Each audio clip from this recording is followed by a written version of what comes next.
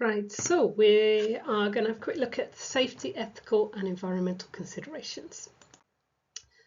This is the section of the guidance that we're talking about, and you can see it's just one sentence. So they haven't put a lot of detail in this, but that's because risk assessments are pretty standard across science. So it's expected that teachers would know how to deal with it.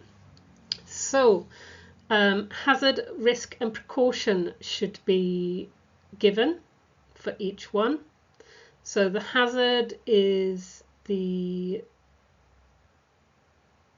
thing that presents a risk. So the hazard might be a chemical, it might be hot equipment,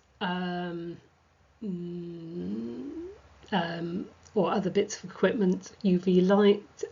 If you're using a UV light, then the hazard is the UV light. The risk is it might damage your eyes. So the risk is what would happen, what potentially might happen as a result of the hazard.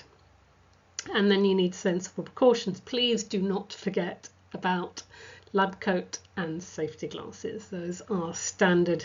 You can abbreviate to PPE, personal protection equipment, but you should tell us what the PPE is. You can put that as a note beforehand if you want.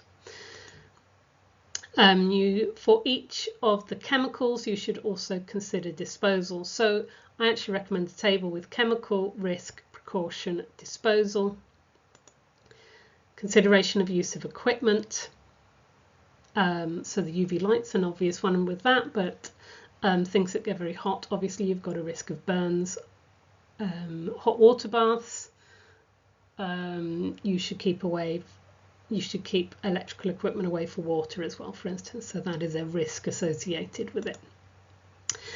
If there are no ethical issues, that's fine to say no ethical issues. Biology is a little more likely to have ethical issues, I believe, because you're more likely to be maybe doing experiments on creatures or interfering with the environment, but that doesn't mean that's not the case. So ethical issues is to do with generally things that would impact living things.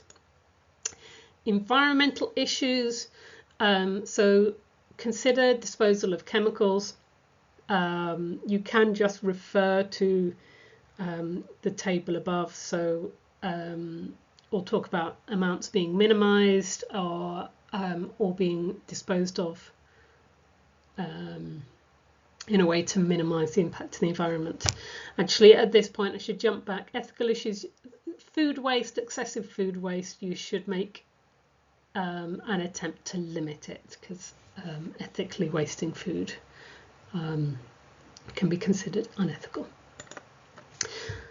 Something else also need to be a little careful of, because in chemistry we're kind of focused on the chemicals.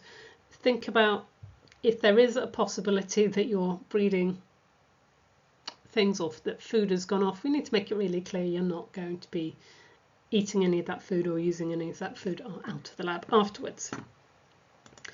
Okay, and once again, don't forget your personal protection equipment. It's really easy because it's so standard, we're so used to wearing it, we can sometimes forget to mention it.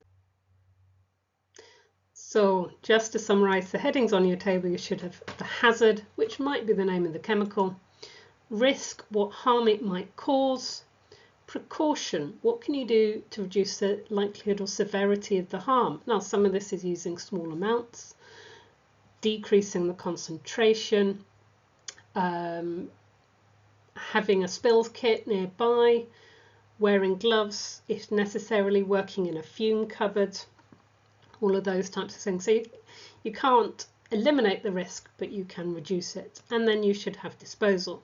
Some chemicals will not, you won't be able to dispose of. They will need to be given to your technician to organise collection by a hazardous waste management company.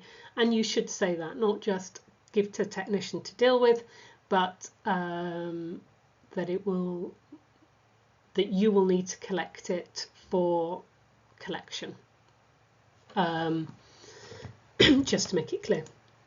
Other risks, you might not need to worry about disposal. So broken glass, yes, that would go into a sharps bin or a glass bin. Hot equipment, you don't need to have anything in the disposal column.